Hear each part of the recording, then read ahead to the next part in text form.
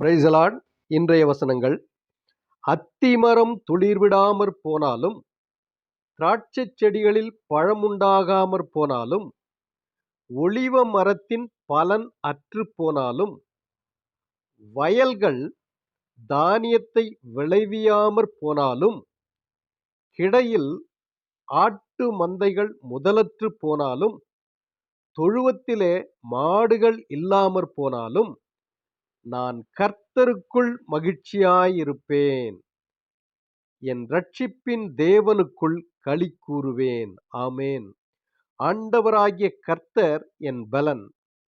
அவர் என் கால்களை மான் கால்களைப் போலாக்கி, உயரமான ஸ்தலங்களில் என்னை நடக்கப் பண்ணுவார். ஆமென்.